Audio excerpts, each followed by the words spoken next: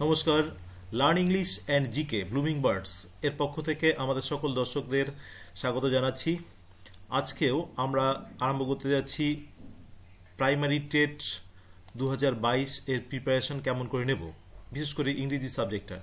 আমাদের যেহেতু চ্যানেলের উদ্দেশ্য হচ্ছে ইংরেজি এবং জিকে, তাই আমরা এ দুটোর উপর একটু বেশি নজর দিয়ে থাকি।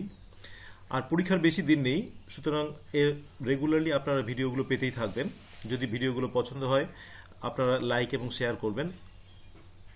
আচ্ছা, আজকে আমরা যেটা নিয়ে আলোচনা করতে যাচ্ছি সেটা হচ্ছে 2015 টেটের ইংরেজি প্রশ্নটা কীরকম ছিল সেটা নিয়ে, এবং সেগুলোর উত্তরই বা কী হবে। আর 2022 টেটের জন্য আমরা কি ইংরেজি গ্রামার করব। হঠাৎ করে প্রশ্ন জাগতে পারে যে 2015 এবং 2017 টেট নিয়ে কেনই বা আলোচনা করছি। এটা হচ্ছে এই কারণে যে যদি আমরা কোনো একটা পরীক্ষার জন্য বসি, যেমন 2022 আমরা পরীক্ষার জন্য বসছি, তাহলে তার আগের প্রশ্নগুলো যদি সম্পর্কে আমাদের ধারণাটা ঠিক না থাকে, তাহলে কিন্তু আমাদের প্রিপারেশনটা ভালো হবে না। আগে ভালো করে বুঝে নিতে হবে 2015টা কেমন আসে, 2017টা কেমন আসে, তাহলে কিন্তু প্রশ্ন সম্পর্কে একদম ফুল আইডিয়া হয়ে যাবে। তাহলে 2022 প্রিপারেশনটা নিতে খুব সুবিধা হবে। এর আগের দিন আমি 2017 প্রশ্নগুলো এবং ওর উত্তরগুলো আপলোড করেছি, আপনারা অনেকেই দেখেছেন এবং অনেক ভিউ পেয়েছি, ভালোই লাগলো। আজকে আলোচনা করছি 2010 ইংরেজি প্রশ্নটা নিয়ে। কি থাকে, মূল উদ্দেশ্য হচ্ছে কি থাকে, কোন টাইপের গ্রামারগুলো থাকে, সিনোনিম, অ্যান্টোনিম ইত্যাদি কি থাকে সেটা নিয়ে। তার মানে আমরা কি ভালো করে পড়বো সেটা নিয়ে। তাহলে চলুন আমরা নজর দিই সেই 2015 টেটের প্রশ্নটার দিকে। এটা আমাদের 2015 টেটের প্রশ্ন। এখানে আমরা জানি যারা টেটের পরীক্ষা দিই বা এর আগে পরীক্ষা দিয়েছি বা যারা প্রস্তুতি নিচ্ছি, তারা মোটামুটি একটু সিলেবাসটা জানি যে এখানে ল্যাঙ্গুয়েজ 2তে ইংলিশ থাকে এবং সেখানে 30টা প্রশ্ন থাকে, অর্থাৎ 31 নাম্বার থেকে 60 নাম্বার অবধি এই কয়েকটা প্রশ্ন কিন্তু ইংরেজির জন্য অ্যালট করা থাকে। তাই প্রশ্নটায় আপনারা 31 নাম্বার থেকেই পাবেন। 31 নাম্বারটা 2015তে কিরকম এসেছিল দেখুন। Mark correctly the part of the sentence that has an error. যে জায়গাটাতে ভুল আছে সেই জায়গাটাতে মার্ক করতে হবে, এবং সেই মার্কিংটা আপনাকে গোলটা করতে হবে হচ্ছে ওএমআর শিটের 31 নাম্বারের যে অংশটা হবে সেই জায়গাটা ভালো করে গোল করে দিতে হবে। আচ্ছা, if the sentences are correct mark D. যদি কোনো ভুল না থাকে, ঠিক থাকে সেন্টেন্সটা, তাহলে ডি, অর্থাৎ নো এরর লিখবেন। এই এরর কারেকশনটা আমরা কিন্তু বারবার করে বলছি যে এরর কারেকশনটা এমন একটা জিনিস যেটা গ্রামারের কোন অংশ থেকে থাকে নির্দিষ্ট করে কিছু বলা যায় না। প্রিপোজিশনাল মিস্টেক থাকতে পারে, গ্রুপ ভার্বের মিস্টেক থাকতে পারে, টেন্সের মিস্টেক থাকতে পারে, এবং অন্যান্য যে সবগুলো আছে ডিগ্রির মিস্টেক থাকতে পারে, এবং অন্যান্য যে সব গ্রামারই আছে না কেন সবগুলো গ্রামার কভার করে কিন্তু এই এরর কারেকশনে। তবে এটা নিয়ে ভয়ের কিছু ব্যাপার নেই, খুব বেশি কঠিন এখানে কিন্তু থাকে না। আমরা যদি এরর কারেকশন নিয়ে একটু প্র্যাকটিস করি, নাড়াচাড়া করি, তাহলে কিন্তু অনেক প্রবলেম বা ভীতিটা দূর হয়ে যাবে এবং সেটা পারা যাবে। চলুন তাহলে 31 নম্বরটা দেখা যাক। The depression of the Bay of Bengal intensified into cyclone, no error. 4টা পার্ট আছে, এ বি সি ডি। এই 4টা পার্টের মধ্যে কোথায় ভুল আছে একটু খেয়াল করলে বোঝা যাবে। এখানে কিন্তু of the Bengal, of the Bay of Bengal এখানে ভুল আছে, এখানে হতো in the Bay of Bengal. এই জায়গাটাতে তাহলে হচ্ছে আমাদের বি তে ভুল আছে। আমরা ওএমআর শিটের বি কে 31 নম্বরের বি কে গোল করব। চলুন 32 নাম্বার। 32 নাম্বারের ক্ষেত্রে আমাদের হচ্ছে দেখুন, do not leave your seat before finishing the task. Task finish করার আগে বসো না। এটা হচ্ছে নো এরর করা আছে, 4টা অপশন দেওয়া আছে। তাহলে এখানে কিন্তু আমাদের ভুল নেই, সুতরাং আমরা যখন এটার উত্তর করব তখন কিন্তু এখানে নো এররটাকে দেখব, অর্থাৎ ওএমআর শিটে আমরা ডি এর উত্তরটা, ওএমআর শিটে ডি কে গোল করব। আচ্ছা, এবার আসি মাচ 33 নম্বরটা। Much have been made of a new book, no error. 4টা অংশ আছে এবিসিডি করে। এটা কোথায় ভুল আছে? এই যে এখানে ভুল আছে, মাচ হ্যাভ এই জায়গাটাতে। মাছ যদিও অনেকগুলো, কিন্তু এখানে একটা মিসলিডিং, আমাদের মাছ মানে অনেকগুলো এখানে হ্যাভ থাকবে এরকম আমরা একটা ধরে নিই, কিন্তু মাছের পরে কিন্তু সিঙ্গুলার ইউজ হয়, অর্থাৎ এখানে আমাদের হ্যাজটা ব্যবহার হতে হতো। তাহলে আমাদের এই অপশনটাতে ভুল আছে। আমরা যখন ওএমআরসিটা ইউজ করব তখন এটাতে গোল করব 33A। এবার আসুন পরের প্রশ্নটা, ডাইরেকশনটা দেখুন। Mark correctly the synonyms of the following words. সিনোনিমগুলোকে, এই যে আমি যে জায়গাটা বলছি যে আমরা কারেকশন অফ এরর দেখব, এর আগের দিন প্রশ্নটা আপলোড করেছিলাম 2017, সেখানেও বলেছি যে আমরা কারেকশন অফ এররটা ভালো করে দেখব। 2015টাতেও দেখলাম কিন্তু কারেকশন অফ এরর আছে। সিনোনিম কিন্তু 2017 ছিল, আবার সিনোনিম কিন্তু 2015 আছে। এর আগের দিন যারা ভিডিওটা দেখেননি দেখে নেবেন একটু কাইন্ডলি। এখানে সিনোনিম আছে। সিনোনিমের কি কি সিনোনিম, আমরা সিনোনিম নিয়ে পরে আবার ভিডিওতে আলোচনা করব। দেখুন 34 নম্বরটা হচ্ছে ইমিনেন্ট। ইমিনেন্ট বলা আছে। ইমিনেন্টের এই জায়গাটাতে ইমিনেন্ট মানে হচ্ছে কিন্তু সিনোনিম কি হবে, এর সমার্থক শব্দ কি হবে? ইমিনেন্ট মানে হচ্ছে আসন্ন, যেটাকে বলি আমরা। এই যে এটা হচ্ছে ইমপেন্ডিং, এখানে কিন্তু উত্তরটা হচ্ছে সি নাম্বার, যেটা হবেই অবশ্যম্ভাবী এরকম আর কি, বা হচ্ছে এরকম অর্থে ইমিনেন্ট আমরা ব্যবহার করি। 35 হচ্ছে ব্র্যাগ। ব্র্যাগ মানে হচ্ছে দম্ভ করা। তাহলে দেখুন রিকোয়েস্ট, অর্ডার, বোস্ট, কোশ্চেন, এখানে কিন্তু এটাও 35 ও সি, বোস্ট। বোস্ট মানে কিন্তু গর্ব করা। 36 পেস্টার। এই পেস্টার শব্দটা হচ্ছে কিন্তু অবহেলিত। পেস্টার শব্দের অর্থটা হচ্ছে এই ওয়ার্ডগুলো কিন্তু জানা যায় না। মুশকিলটা হচ্ছে এই ওয়ার্ডগুলো, এমন কিছু ওয়ার্ড থাকে সেই ওয়ার্ডগুলো কিন্তু জানা যায় না। তাহলে আমাদের কি করতে হবে? আমাদের কোনো বিকল্প নেই, শুধু পড়া, পড়ে সেই ব্যাপারগুলোকে জানা। যত বেশি এই জায়গাগুলোকে পড়া যায়, সিনোনিম, অ্যান্টোনিম এগুলো পড়া যায়, ততই কাজে দেবে। আমরা চেষ্টা করব সেটা নিয়ে। আচ্ছা, এই 36 এই পেস্টার শব্দটা অর্থ হচ্ছে কিন্তু অপশন এ, অ্যানয়। এই অ্যানয়টাই কিন্তু হচ্ছে এখানকার উত্তর, এ নাম্বারটা। এবার mark correctly the antonyms of the following ওয়ার্ডস। এখানে অ্যান্টোনিম আসে, তার মানে সিনোনিম অ্যান্টোনিম কিন্তু আপনার করতেই হচ্ছে এবং ডিফিকাল্ট ওয়ার্ডগুলো করতে হচ্ছে। এটা হচ্ছে দেখুন 37 অনারাস। 37 হচ্ছে অনারাস, এর মানে কিন্তু হচ্ছে কষ্টদায়ক। এটা কিন্তু অ্যান্টোনিম বলছে, বিপরীত শব্দ। তার মানে কষ্টদায়ক, বার্ডেনসাম, লোডসাম এগুলো আমরা ব্যবহার করি, কিন্তু এখানে যেহেতু অ্যান্টোনিম বিপরীত শব্দ, আমাদের কিন্তু এখানে উত্তরটা আসছে বি, তার মানে লাইট, যেটা কষ্টসাধ্য নয়, যেটা হালকা। আচ্ছা, 38 অবস্টিনেট। অবস্টিনেট মানে কিন্তু হচ্ছে অনর। অনর শব্দটা হচ্ছে অর্থাৎ নড়াচড়া করে না, বা যেটাকে সহজে হেলানো যায় না। এটার বিপরীত অ্যান্টোনিম, মনে রাখবেন। অ্যান্টোনিম কিন্তু আমরা অনেক সময় মিসলিডিং করে সিনোনিম অ্যান্টোনিম হয়ে যেতে পারে, কিন্তু খেয়াল রাখবেন একটা প্রশ্ন মানে কিন্তু এক নাম্বার মানে কিন্তু আপনার স্থান অনেক উপরে। অবস্টিনেট, অবস্টিনেটের বিপরীত কিন্তু আমরা পাচ্ছি হচ্ছে নমনীয়, প্লেয়াবল, এই যে এটা পাচ্ছি। আচ্ছা, এবার আসি 38 গেল। 39 হচ্ছে অ্যাগ্রাভেট। অ্যাগ্রাভেট মানে হচ্ছে বাড়িয়ে তোলা বা উত্তেজিত হওয়া, সেটাকে উপশম করা। আমরা এখানে পাবো, এগুলো হবে না, অ্যাপ্রোপ্রিয়েট হবে না, অ্যাপ্রিসিয়েট হবে না, অ্যাডমায়ার হবে না। এই যে এলিভেট, এটা কিন্তু হচ্ছে আমাদের 39 এর উত্তরটা, এটাকে খেয়াল রাখতে হবে। তাই এটা উপশম করা। আচ্ছা, 39 তাহলে হচ্ছে সি। আচ্ছা, এবার আসি read the following passage to answer questions number 40 to 43। চারটা প্রশ্ন তার মানে এখানে।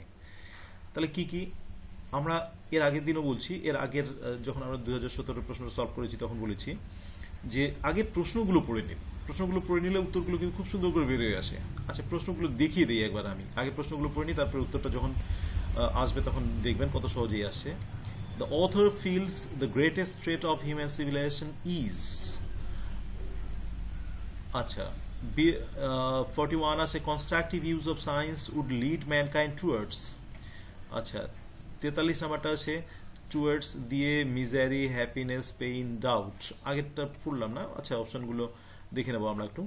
The main problem of man is to control science, control scientists, put an end to the activities of science, put an end to war. আচ্ছা, to stop war according to the author we need the participation of everybody except the scientists only, everybody except the warmonger. এখানে কিছু কিছু প্রশ্ন দেখুন সাদামাটা ভাবেই বোঝা যায়। তবু আমরা প্যাসেজটা পড়ি। আচ্ছা, human beings in nature, they fight in anything and everything from an eggshell to a nation a suitable cause of war. মানে যে কোনো ব্যাপারে, তুচ্ছ তুচ্ছ ব্যাপারে আমরা একটা কারণ খুঁজে পাই যুদ্ধ করার জন্য। They are ready to use means and methods of champion the modalities of war, bloodshed and violence. Obviously, as science progressed with time, human beings were quick enough to use science for the purpose of war. বাকি অংশটা দেখুন। The greatest enemy of mankind is not science but war. It is found that when science is used in a constructive way, it leads to undisturbed peace. But when science is perverted to destructive ends, it leads to unending war. Man uses science to make weapons, to make war increasingly more terrible. One main problem is therefore not to curb science but to stop war. আমরা কিন্তু এখানে একটা পেলাম, to stop war according to the author. এই প্রশ্নটা নয়,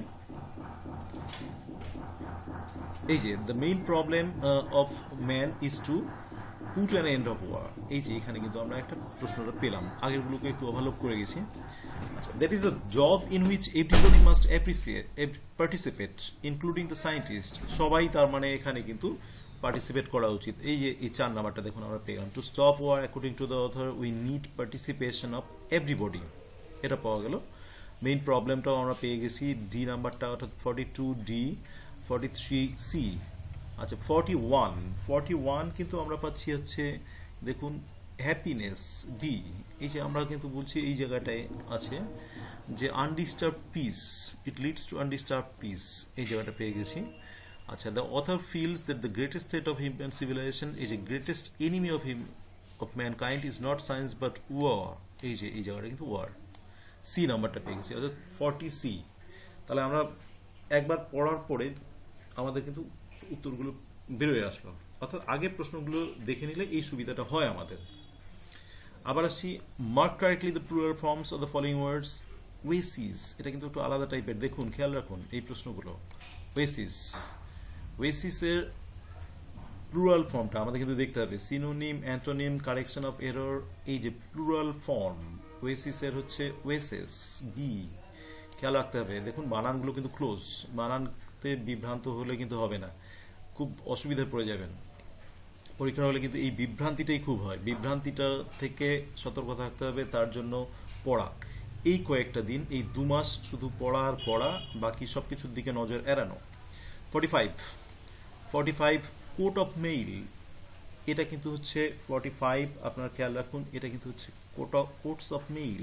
এই যে এটাও পাওয়া যায়, গ্রামার বইগুলোতে পাওয়া যায়, আপনার খেয়াল করলেই দেখবেন, কিন্তু অবশ্যই একটু আলাদা রকম। কিন্তু তাহলে আমরা কিন্তু সোজাগুলো পড়ছি না, আমরা একটু আলাদা রকমগুলো পড়ছি। আবার দেখুন পরের ডাইরেকশনটা, mark correctly the appropriate form of verbs. এই যে এখানে কিন্তু ফিল ইন দ্য ব্ল্যাঙ্কস এর অ্যাপ্রোপ্রিয়েট ফর্ম অফ ভার্বস আসছে। আমরা কিন্তু এরপরে ভিডিও দেব এবং সেটা নিয়ে আলোচনা করব, তবু এই প্রশ্নটা আলোচনা করে দিচ্ছি। 46 when I reached the station, যখন আমি স্টেশনে পৌঁছলাম, দ্য ট্রেনটাও ইতিমধ্যে চলে গিয়েছে। তাহলে ইতিমধ্যে চলে যাওয়াতে কিন্তু আমাদের এখানে পাস্ট পারফেক্ট টেন্স বসবে, তার মানে হ্যাড লেফট, বাকি একটাও হবে না, এ নাম্বারটাই উত্তর হবে। ঠিক আছে, হ্যাড লেফট। এবং পাস্ট পারফেক্ট টেন্সের গঠনও কিন্তু তাই, একটা যদি পাস্ট পারফেক্ট টেন্স হয় এবং আগের ঘটনাটা পাস্ট পারফেক্ট টেন্স হয় এবং পরের ঘটনাটা সিম্পল পাস্ট হয়, that is past indefinite tense হয়, এটা কিন্তু আমাদের খেয়াল রাখতে হবে। এরকম থাকে কিন্তু 2017 ঠিক এরকমই একটা আসছিল, একটা পাস্ট ইনডিফিনিট টেন্স এবং একটা পাস্ট পারফেক্ট টেন্স। এই জায়গাটা কিন্তু খেয়াল রাখতে হবে, অবশ্যই খেয়াল রাখবেন, এই জায়গাটা মনে রাখবেন। আচ্ছা, 47 এবার আসছি, let us wait till he dash his work, যতক্ষণ সে তার কাজ শেষ না করে। হি দিয়ে তো ফিনিশ হবে না, শেষ করবে না, করে, আমরা করে অর্থেই ব্যবহার করবো, হ্যাড ফিনিশড হবে না। সুতরাং এই যে এখানে বি, 47B। আচ্ছা, চলে আসুন, নাম্বার হচ্ছে, এবার ডাইরেকশনটা দেখি। Mark the correct arrangement of the following words as this would appear in the dictionary. এই যে এই জায়গাটার জন্য আমার পরামর্শ, বিশেষ করে আমি পরামর্শ দিতে চাইছি হচ্ছে আপনারা ডিকশনারি একটা কিনুন, ছোট্ট ডিকশনারি কিনুন, বেশি বড় এই পরীক্ষার জন্য আগেই নিতে হবে না, যদি আপনার না থাকে। যদি থাকে তো ভালোই, আর যদি না থাকে ছোট ডিকশনারি কিনুন। এবং ডিকশনারিটার পৃষ্ঠাটা প্রত্যেকদিন উল্টিয়ে দেখুন, একটা করে ওয়ার্ডগুলো দেখুন, এই ওয়ার্ডটা বের করবো কোথায় আছে, এই ডিকশনারিটা খুঁজুন, দেখুন এই প্রবলেমগুলো সলভ হয়ে যাবে। এটা কিন্তু আর কোনো উপায় নেই, একটাই উপায়, সেটা হচ্ছে ডিকশনারিকে বারবার একটা ওয়ার্ড দেখে বারবার ডিকশনারি পৃষ্ঠাগুলো উল্টানো এবং কোথায় ওয়ার্ডটা আছে, তাহলেই খুব সহজেই আমরা যখন এই ডিকশনারি বের করা শিখবো তখন হয়ে যাবে। এবং আমিও একটু দেখে দেবো, আপনারা যদি একটু ফলো করেন তাহলেই বুঝতে পারবেন। চলুন 48 নাম্বারটা তাহলে খুঁজি। 48 নাম্বারটা আমরা খেয়াল রাখি হচ্ছে 48 হচ্ছে প্রথম এই যে এখানে প্রথমে এই বানানগুলো দেখুন, CENTU সবগুলোতেই আছে। তারপরেরটা রেফারেন্স হচ্ছে PPTT, তার মানে এখানে P আছে, আবার দুটো কমন চলে আসে LL, এ দুটোর মধ্যে একটা, তাহলে প্রথম এটা L আসে দেখুন, তারপরে I আসে, তার মানে প্রথম এটাই, দ্বিতীয় এটাই, তৃতীয় হচ্ছে এই যে সেঞ্চুরি, এটা হচ্ছে দেখুন 4 নাম্বারটা কিন্তু I আসে, আর এর পরে এই যে এই জায়গাটাতে I আসে, এখানে Y আসে, তার মানে 4 নাম্বারটা আগে চলে আসলো, তার মানে উত্তর আমাদের কিন্তু A, এই যে এটা A। তারপর হচ্ছে 49টা দেখুন হচ্ছে 49 এরকমই একটা, এখানে কিন্তু আমি আর ওভাবে দেখিয়ে দিলাম না, উত্তরটা একবারই বলে দিচ্ছি, এটা C উত্তর। 2 নম্বরটা আগে আসবে, তারপরে 1 নাম্বারটা, তারপর 4 নাম্বারটা, 3 নাম্বারটা। আচ্ছা, পরের ডাইরেকশনটা দেখুন, জেন্ডার চেঞ্জ, এটাকে কিন্তু আপনাকে নজর দিতেই হবে, ভালো করে পড়তেই হবে, এবং এগুলো আসে একটু আলাদা রকম। প্রসিকিউটরটা কিন্তু একটু আলাদা রকম। সব থেকে সমস্যা আমি আগেও বলেছি, সেটা হচ্ছে বানানের সমস্যা, ক্লোজ বানানগুলো। 50 এর উত্তরটা কিন্তু আমরা যারা জানি তারা জানি, এটার উত্তর হচ্ছে প্রসিকিউট্রিক্স। আচ্ছা, এবার হচ্ছে জেন্ডার অ্যাবোট, খুব কমন ওয়ার্ড একটা অ্যাবোটের কিন্তু হচ্ছে অ্যাবেস, এই যে এই অ্যাবেসটা কিন্তু এখানে হবে বি। 51 বি, খেয়াল রাখতে হবে। তাহলে জেন্ডার কিন্তু আমাদের করতে হচ্ছে অ্যান্টোনিম, সিনোনিম, এগুলোর সঙ্গে সঙ্গে। এবার কারেক্ট স্পেলিং কিভাবে হবে, ডিকশনারি যখন আপনারা খেয়াল করবেন, ডিকশনারি যখন বারবার উল্টাবেন, এই কারেক্ট স্পেলিংটা কিন্তু চেঞ্জ হয়ে যাবে, মানে সমস্যাটা সমাধান হয়ে যাবে, তখন কিন্তু আমাদের নজর দিতে হবে। 52 নম্বর, এটা খেয়াল রাখুন, 52 নম্বরটার উত্তরটা কিন্তু আমরা পাচ্ছি এখানে, বানানটা দেখুন, শুদ্ধ বানানটা এখানে ডাবল এল আছে, হবে না, এখানে ডাবল এল হবে না, এই যে এই বানানটা সি নাম্বারটা, এটা কারেক্ট স্পেলিং, ঠিক আছে। 53-র দিকে নজর রাখুন, 53-র উত্তরটা হচ্ছে, 53-র দিকে দেখুন, বানানটা হচ্ছে এই সেপারেট বানানটা কিন্তু আমরা পাচ্ছি, সেপারেট, এই যে এই বানানটা পাচ্ছি। আচ্ছা, 54-এর দিকে পাচ্ছি, 54 আমাদের হচ্ছে এ, এই যে রিপিটেটিভ, এটা হচ্ছে 55-এর বানানটা হচ্ছে ভিজিল্যান্স, এই যে 55A, এই যে এটা ভিজিল্যান্স, দেখুন বানানগুলো একই রকম, বিভ্রান্তিকর, এক কথায় এটা হচ্ছে বিভ্রান্তিকর, ঠিক আছে। আপনি পারবেন না তা নয়, পারলেও আপনার পরিস্থিতি ওখানে গিয়ে হয়তো বিভ্রান্ত হতেই পারেন, সুতরাং এটার দিকে কিন্তু একটু খেয়াল রাখতে হবে। এবার আসছি 56 নাম্বার। 56 কি আছে দেখুন, ডাইরেকশনটাকে দেখি। Mark correctly the appropriate preposition that fit in the blanks. Appropriate preposition আমাদের পড়তে হচ্ছে, এটা কিন্তু খুব ঝামেলার জিনিস, এবং পড়লে হয় অবশ্যই। অ্যাপ্রোপ্রিয়েট প্রিপোজিশন আমরা খেয়াল রাখবো, ভালো করে সবগুলো পড়ে নেবে। অ্যাপ্রোপ্রিয়েট প্রিপোজিশন কি, দ্য হোটেল ইজ অ্যাডজাসেন্ট, আমরা জানি অ্যাডজাসেন্টের পরে একটা প্রিপোজিশন বসে, যারা পড়ে নিয়েছি তারা জানি অ্যাডজাসেন্ট পরে টু। আচ্ছা, তাহলে এগুলো হচ্ছে না, অ্যাডজাসেন্ট টু, তাহলে 56 এর উত্তর হচ্ছে বি। এবার আর একটা প্যাসেজ দেখুন, প্যাসেজটা আমরা কি করে পড়ি, আগে প্রশ্নগুলো পড়ে নিই। আচ্ছা, number of receptive skill in ESL as mentioned in the passage 6, 4, 2, 9। একটা গেল, the ESL teacher finds difficulty in evaluating the productive skill, HOTS zone, application zone, receptive skills. Okay. Now the skills that are difficult for the learner to overtly reflect in the behavior are listening and reading, reading and speaking, listening and reading, reading and writing. ঠিক আছে, আমি খুঁজবো প্যারাগ্রাফটাতে, আমি যত তাড়াতাড়ি করছি ভিডিওটার সাথে হয়তো অত তাড়াতাড়ি সেটা সম্ভব হবে না পরীক্ষার হলে, আমি একটু যাতে ভিডিওটার সময় কম লাগে এর জন্য করছি, কিন্তু আপনারা ভালো করে দেখে নেবেন কিন্তু প্যারাগ্রাফটাকে, না হলে কিন্তু মানে ভুল হওয়ার সম্ভাবনাটা খুব থাকে। আচ্ছা, এবার আসছি আর একটা প্রশ্নে, সেটা হচ্ছে according to the passage the challenge of designing an item to measure receptive skill is the skills are overtly reflected in the behavior of the learner.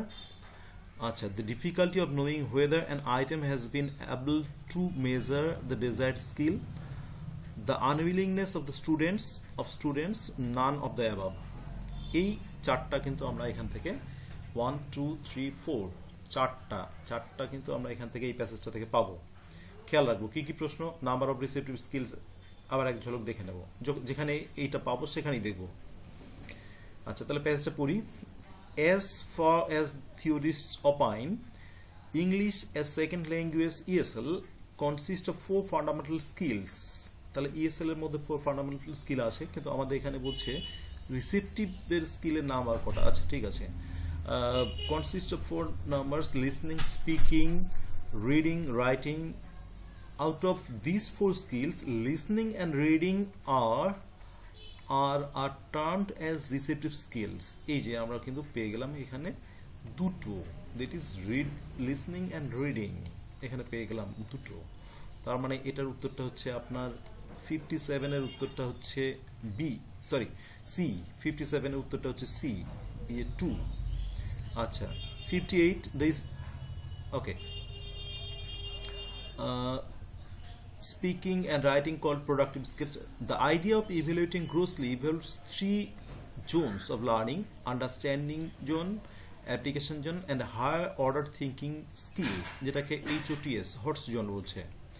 In case of the 2 productive skills, it is easy to evaluate the learner vice the 3 zones of learning, because the product that the learner produces through speaking or writing is in a sense tangible, visible, and hence measurable. Okay, the problem of the teacher lay in the evaluation of receptive skill, because demonstration of these skills are overtly reflected in the behavior of the learner. এখানে কিন্তু আমরা একটা এরকম পেলাম।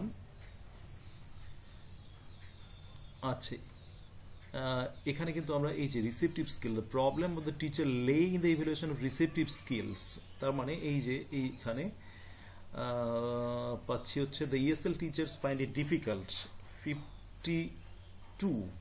58 এই প্রশ্নটা, এখানে কিন্তু আমরা রিসেপটিভ স্কিলের মধ্যে সমস্যা দেখছি। এই যে এখানে দেখলাম ইভ্যালুয়েশন অফ রিসেপটিভ স্কিলস এই জায়গাটাতে।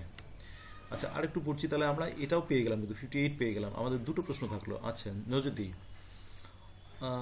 Because demonstration of these skills are not overtly reflected in the behavior of the learner. The challenge for ESL teachers is to set activities which will not only cause the learner to exercise the receptive skill, but will also clearly and overtly reflected in the demonstration of skills through behavior. সম্ভবত আরেকটা উত্তর পেয়ে গেলাম আমরা এখানে, সেটা হচ্ছে এই যে এই জায়গাটা। According to the passage, the challenge of the designing of an item to measure receptive skill is the skill are overtly reflected in the behavior of the learner. 60 নাম্বারটা হচ্ছে A। আরেকটা পাচ্ছি হচ্ছে the skill that are difficult for the learners to overtly reflect in the behavior are, এখানেও পেয়ে গেছি আমরা, এখানেও তো এই জিনিসটাই আছে, সেটা হচ্ছে the skills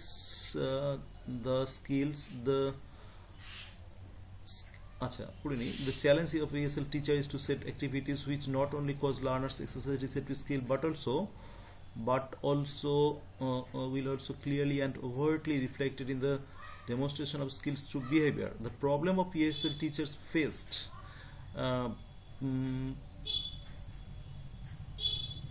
is again divided into 2 parts. Firstly, there is an uncertainty about the skill involved in listening and reading. যে লিসনিং অ্যান্ড রিডিং, এখানে আমরা কিন্তু পেয়ে গেলাম লিসনিং অ্যান্ড রিডিং, এই যে এখানে। তার মানে আমরা কিন্তু মোটামুটি অনেকটা পড়ার পরেই পেয়ে গেলাম সবটুকু মোটামুটি। দেখুন, আর বাকিটুকু আমাদের এখানে না পড়লে হবে। আমরা 60টার অ্যান্সারও পেয়ে গেছি, হ্যাঁ, অর্থাৎ 30টা প্রশ্নের উত্তরই পেয়ে গেলাম এখানে। তাহলে আশা করি এই ইংরেজির এই অংশটা আপনাদের ভালো লাগলো 2015। এবার নজর দিতে হবে আমাদের এটা থেকে কি আউটকামটা আসলো। আউটকামটা আসলো 2015 এবং 2017, আমরা দুটো প্রশ্নই সলভ করলাম। তাহলে এখান থেকে আমাদের কিন্তু কয়েকটা জিনিস আসলো, যে দুটো প্যাসেজ থাকবে, এই দুটো প্যাসেজ থেকেই কিন্তু আমাদের কয়েকটা প্রশ্ন থাকছে, এবং আমরা আগেই প্রশ্নগুলো পড়ে নেব এবং তারপরে প্যাসেজটা পড়ব, তাহলে কিন্তু আমাদের উত্তরগুলো পেতে খুব সুবিধা হবে। আচ্ছা, আর কি কি থাকছে? সিনোনিম, অ্যান্টোনিম, এগুলো থাকছেই।